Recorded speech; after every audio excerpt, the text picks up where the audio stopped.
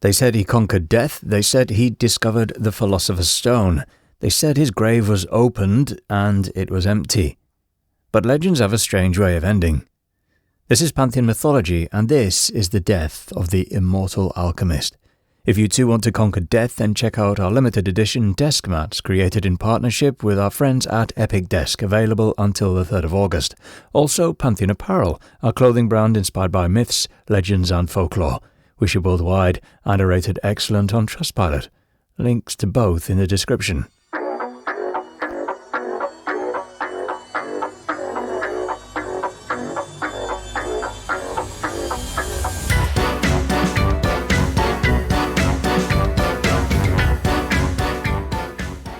Nicolas Flamel was born around the year 1330 in Paris, during a time of upheaval marked by plague, poverty and religious devotion. He worked as a scribe and bookseller, operating from the Latin Quarter, where he copied manuscripts, sold texts, and built a steady business that served scholars, clerics and students alike. Though not of noble birth, Flamel became a respected figure within Parisian society. His work gave him access to legal documents, theological writings, and classical texts, sources of knowledge that elevated his standing and broadened his intellectual reach. He was known for his learning, his piety, and his generosity. City records show that he made substantial donations to churches, funded housing for the poor, and commissioned religious artworks across the city. He was married to Apparel, a wealthy widow who matched him in both intellect and influence. Her name appears alongside his in donation records, suggesting a shared commitment to charity and the spiritual life. Together they became known not for only their wealth, but for how they used it. Flamel's wealth drew attention.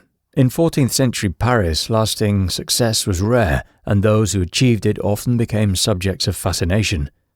As well as being a bookseller, Flamel was remembered as someone whose fortune seemed unusually secure and long-standing. Over time, questions began to surface. Where had it all come from? How had a man of modest birth accumulated so much and left behind such visible proof of it? Historians point to a practical answer.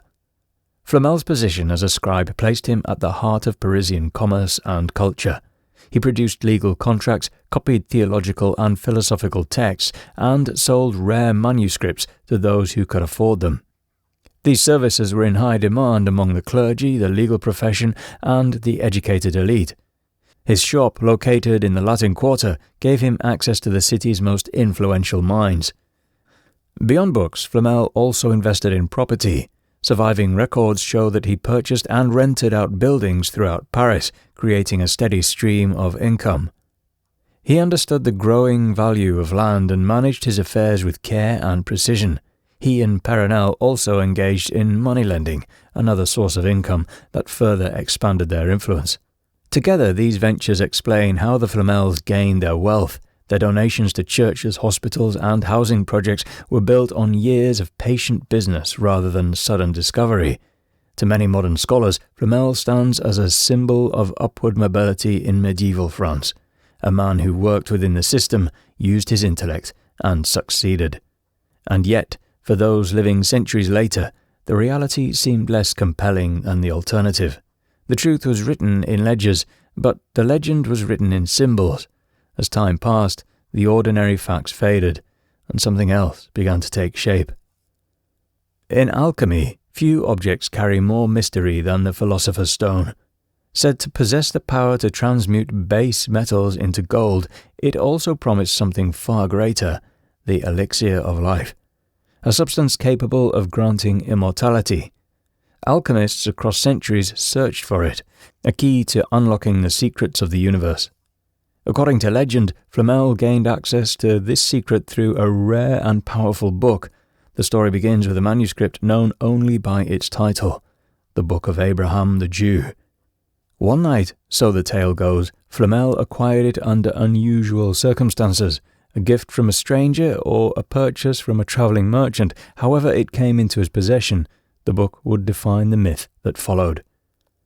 It was no ordinary text.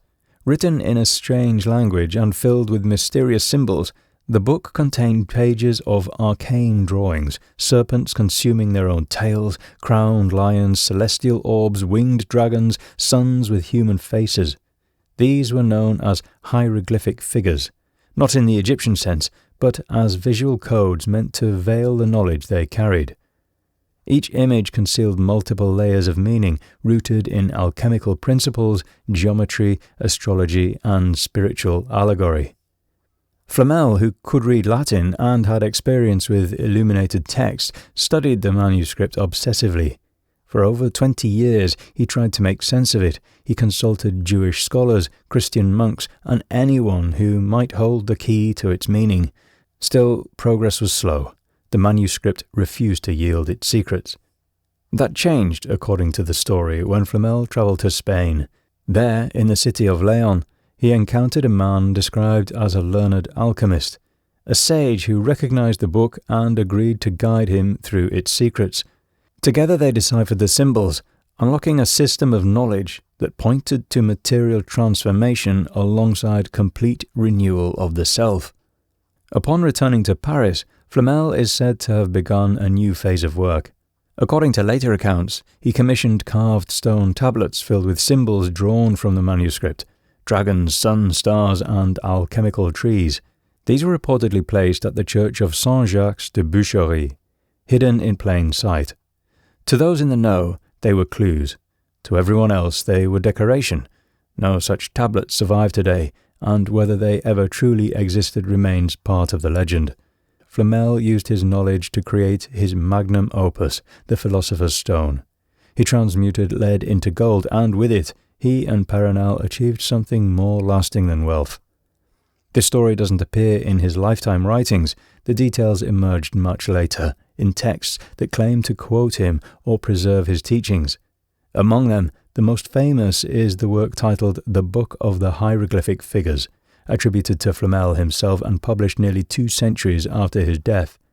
Whether the manuscript it describes ever existed remains unknown, but for those who believe the legend, the Book of Abraham the Jew was real, and it changed everything. Flamel continued to live with quiet purpose.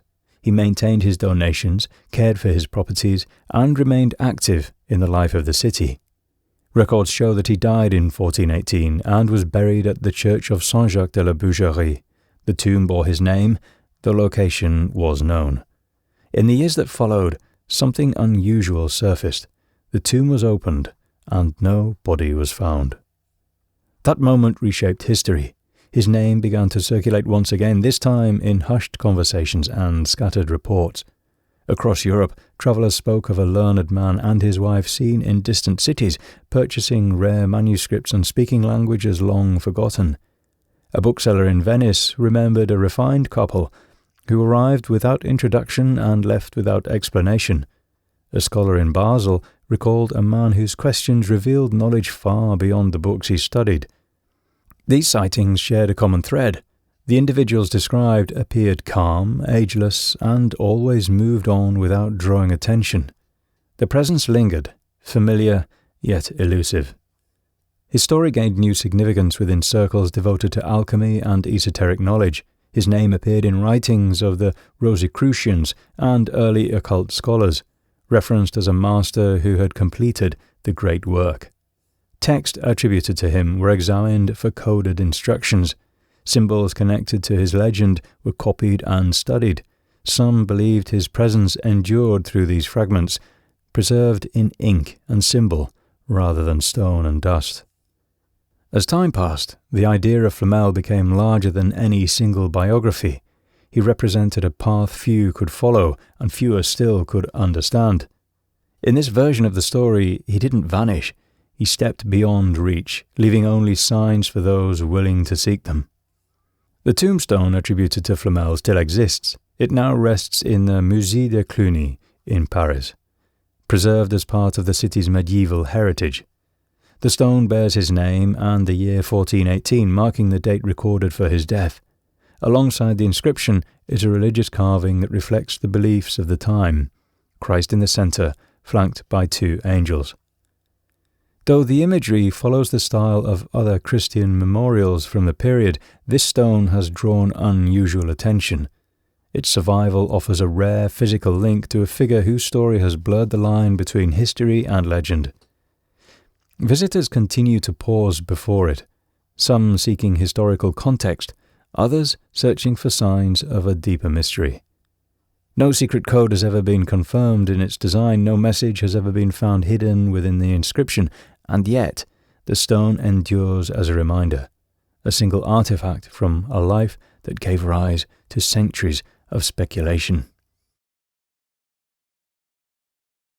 The grave was opened. No body was found. But there is no official account of the exhumation, no documented witness, only the story repeated over time. Still, it raised a question that has never quite faded.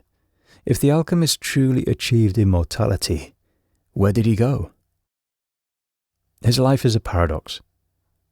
The records describe a quiet man, scholar, scribe, benefactor, but the legend tells of something else. A discovery, a transformation, a disappearance. Does he still walk among us? Is he buried beneath Paris? Or has he become something else entirely, lost in the space between history and myth? Did Nicolas Flamel die? Or did he simply stop being found? They said he conquered death. They said he discovered the Philosopher's Stone. They said his grave was opened and it was empty. But legends have a strange way of ending. This is Pantheon Mythology, and this is the death of the immortal alchemist. In alchemy, few objects carry more mystery than the Philosopher's Stone. Said to possess the power to Flamel, who could read Latin and had experience with illuminated text, studied the manuscript obsessively. For over 20 years, he tried to make sense of it. He consulted Jewish scholars. These were reportedly placed at the church of Saint-Jacques de Boucherie, hidden in plain sight. To those in the know, they were clues. To everyone else, they were decoration. No such tablets survived. His life is a paradox. The records describe a quiet man, scholar, scribe, benefactor, but the legend tells of something else. A discovery, a transformation, a disappearance. Does he still walk among us? Is he buried beneath Paris? Or has he become something else entirely, lost in the space between history and myth? Did Nicolas Flamel die? Or did he simply stop being found?